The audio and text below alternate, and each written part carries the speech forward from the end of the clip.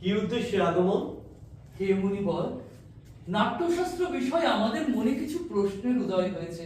আর যেহেতু আপনি নাট্যশাস্ত্রের রচয়িতা, সেহেতু আপনার সমীপে আমরা এলাম আমাদের প্রশ্নগুলোর সঠিক উত্তর পাওয়ার জন্য মুনিবর। বেশ,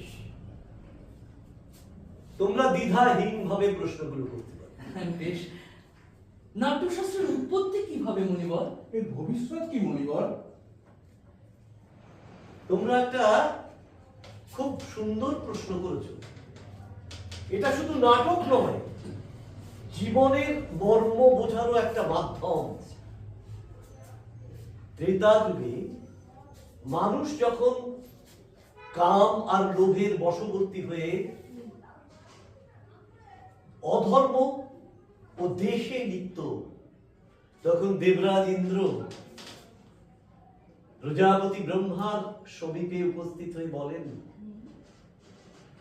যে আপনি এমন একটি মাধ্যম নির্মাণ করুন যাতে দর্শন এবং শ্রবণ দুই সম্ভব, এবং মানুষকে যাতে ধর্মে ও শিক্ষায় এবং মোক্ষে আবার ফিরিয়ে আনা যায়।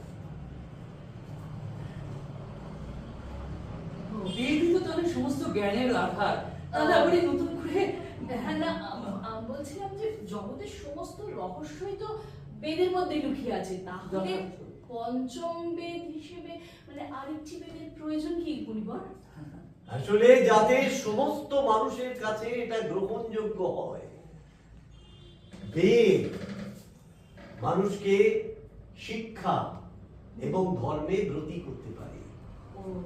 এই শুভ ভাবনা নিয়ে ভগবান ব্রহ্মা 4টি বেদ থেকে উপাদান সংগ্রহ করে সৃষ্টি করেন নাট্যশাস্ত্র। 4টি বেদ, তার উপাদানগুলো কি কি মুনিবর? এই যে নাট্য পাঠ নিচ্ছ তোমরা, এটা নেওয়া হয়েছে ঋগ্বেদ থেকে। সঙ্গীত সামবেদের অন্তর্ভুক্ত, অভিনয় যজুর্বেদে, আর নাট্য রস ভগবান ব্রহ্মা দিয়েছেন অথর্ববেদ থেকে। এই 4টি বেদের উপাদান সংগ্রহ করেই তৈরি হয়েছে নাট্যশাস্ত্র। তাহলে নাটক কি শুধু দেবতাদের জন্যই সৃষ্ট মুনিবর? তা কেন হবে? রাক্ষসরাও এই প্রশ্ন ব্রহ্মাকে করেছিল। ভগবান ব্রহ্মা তাকে উত্তর দিয়েছিলেন, না, নাটক সবার জন্য, এতে মানুষের শিক্ষা হয়। নাটকে এমন কিছু ব্যাপার